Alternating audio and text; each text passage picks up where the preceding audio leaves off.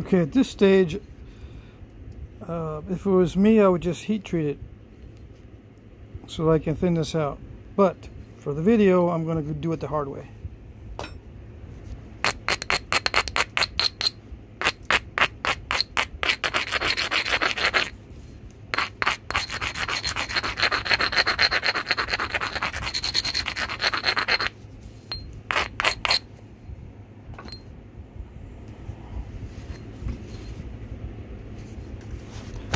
And yeah, just grinding away like that is lazy and it's very expedient, but that's the way I'm going to do it.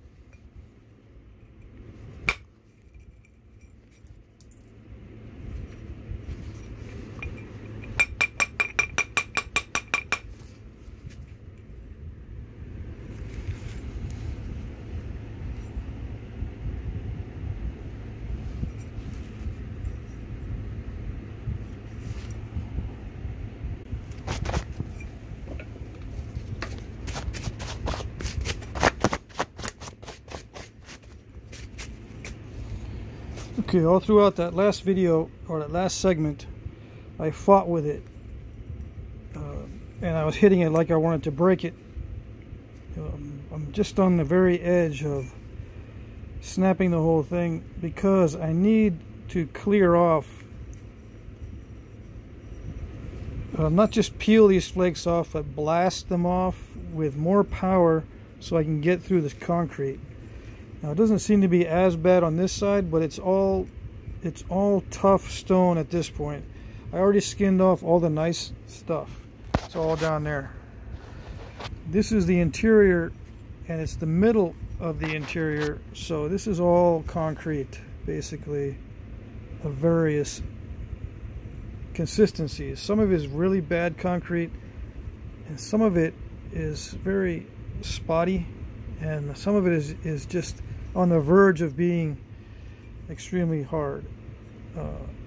So it's inconsistent here at this stage, but I'm just going to continue to blast through as much as I can and see if I can do this without breaking it. The more narrow it gets, the easier it is for me to run flakes past halfway, but then it just keeps getting very, very narrow. So I can't get too much more narrow than this. But I'm going to continue to fight it and see what happens.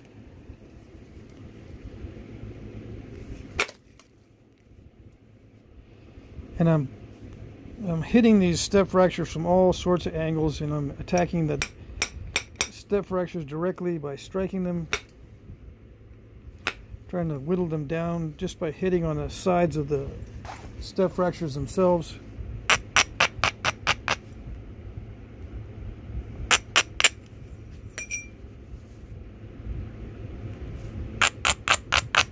I've got to go both ways. Attacking these thick spots. Sometimes I have to go this way, then sometimes I have to go that way to get this thin down.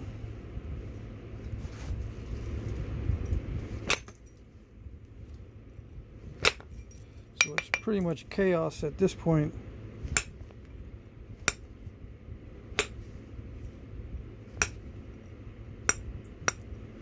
But a lot of off-camera work is like this, where I don't think it's going to be productive to do a video because there's a lot of frustration, and just adding the video to that frustration makes it difficult to complete a point.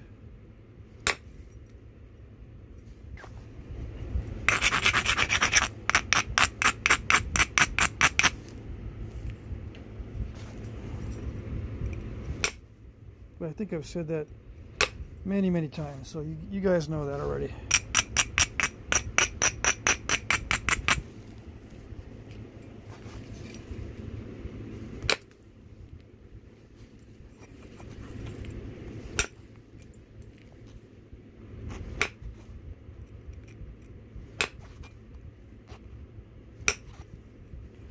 It's hard for me to thin down this base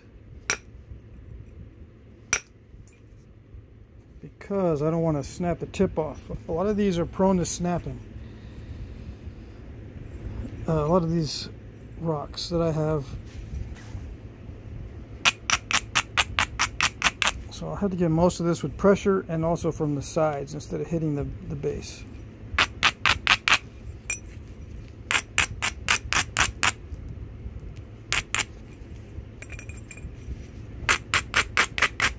Now the aluminum is working, but it doesn't seem to be able to carry the flakes. I don't know why the steel is blasting them further, but I'm going to stick with the steel for now.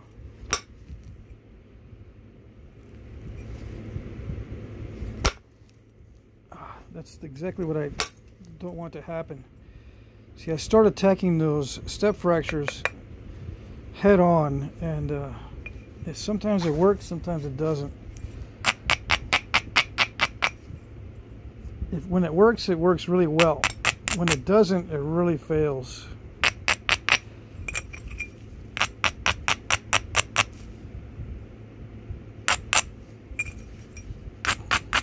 That one luckily was kind of in between the failure and the working.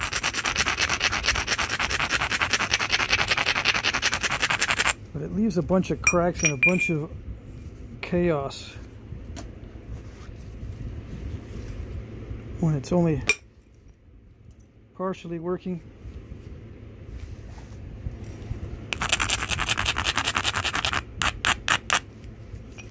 I gotta make sure that edge is very strong for the steel.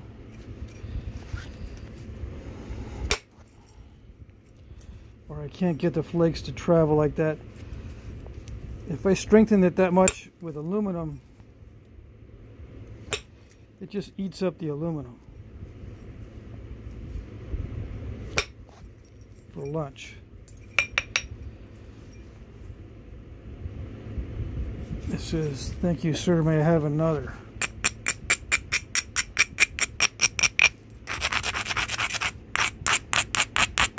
With the steel and a strong platform, I can blast through a lot of areas. How do you do that with abo tools? Well, you heat treat it first and then you can do it. No, how do you do it with abo tools not heating it? Well, after you meditate and pray, you hit the stone and then you cry.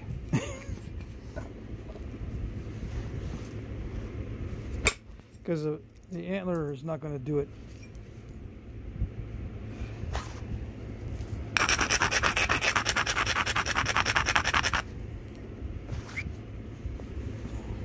Okay.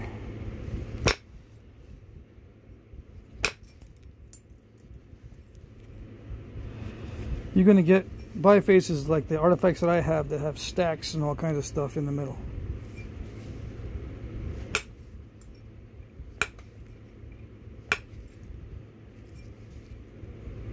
And they just move on to another piece.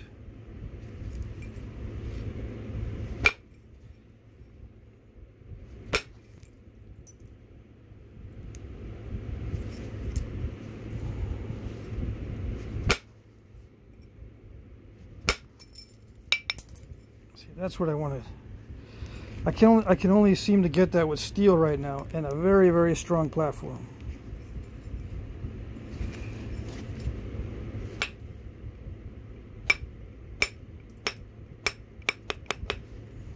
So as long as that keeps up, and I keep doing that, I'll be in good shape. So now I'm regularizing the edge. I still have one bugaboo here that is really bugging me. It was on the opposite side of that flake. I'm going to regularize the edge and see where I'm at in these different areas. Before I start focusing on this again, I'll make sure everything else is in good shape. I don't want any cracks expanding anywhere. I don't want any surprises. I don't want any areas near the tip or whatever, especially near the tip, that I have to remove with a lot of force, and then I'll make a mistake and thin this down too much, and then I leave this thick and I go, oh, I need a lot of force to remove that, and that's not going to work. It's going to be risky. I could snap the whole thing because it's too weak down here to resist a tip flaking impact.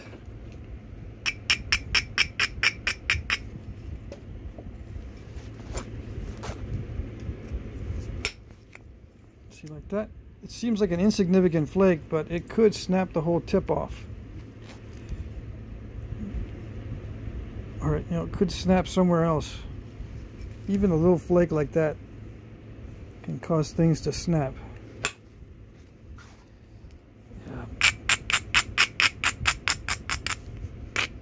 So it went from cake in the beginning to concrete toward the end here. But I think I can still manage to knock one out. I think I can still manage to get one reasonably wide. Still not quite, I mean, it's still over 2 inches. 7 1/4. Not too bad, but considering the large piece I had, it's pretty wasted.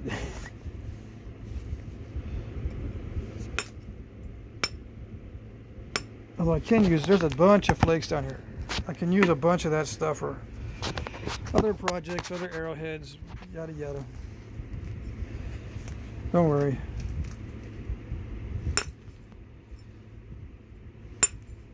I'll heat treat a lot of that stuff that fell on the floor.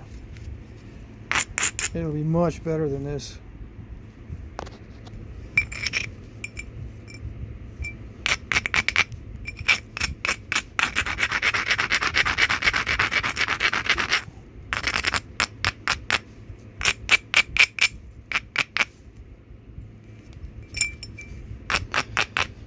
And I grind it so I don't lose width.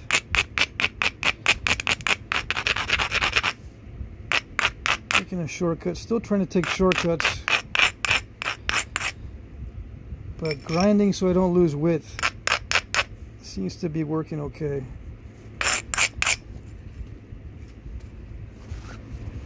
I just need one good flake.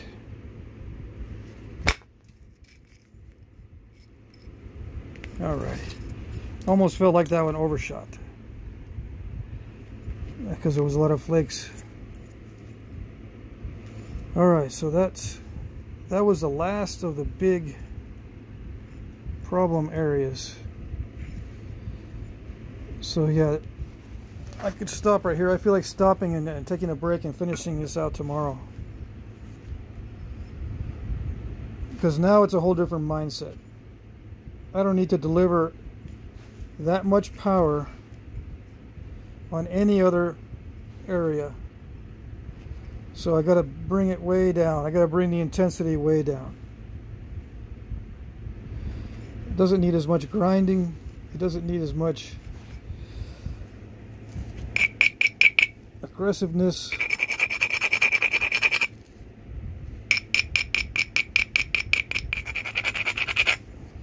I need to regularize the edge all the way around on all sides.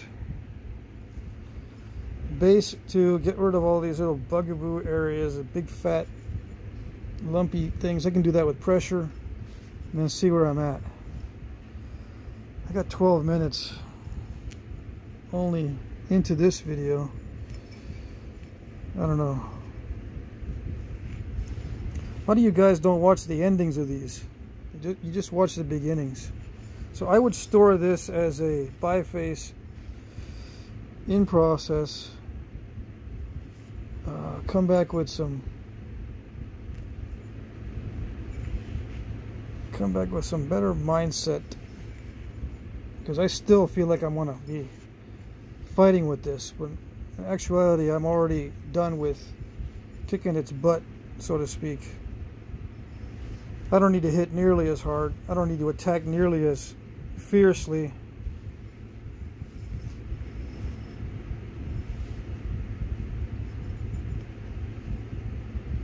To get it down to a 6:1 is going to be the object now.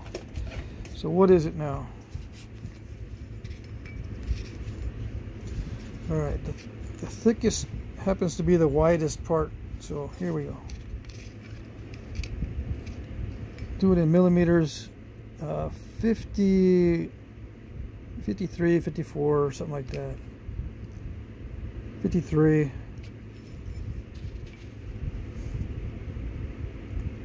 By 13.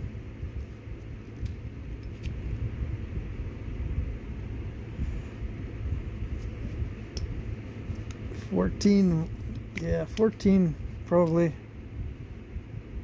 I don't know what that is. Let's see, 14, 28 plus 14 is 28 plus 14, 42. Well, it's better than 4:1, I guess. Anyway, it is what it is. To get it down to 6:1, I'm going to have to develop this edge a little bit better, and then strike in using the steel. It seems to work better to get some more bold flakes. I'd like to get more like this one here, going across down here, and one across the center here. I don't think I'm going to mess with this much, with this one too much more, although there's some mass here on this side I need to get rid of. That's easy. As long as it's not more than halfway, it's pretty easy to get rid of mass.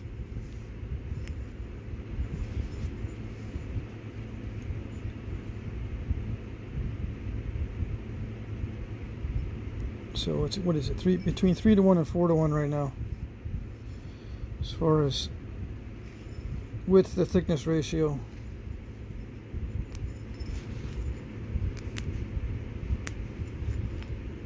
Yeah, these little fingernail step fractures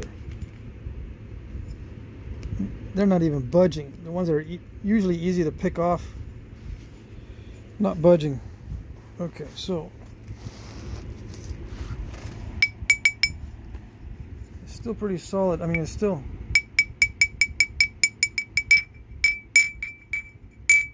yeah, that's a solid piece. Okay, that's it for now. I'm tired. I'm gonna go inside and probably go to bed. Okay.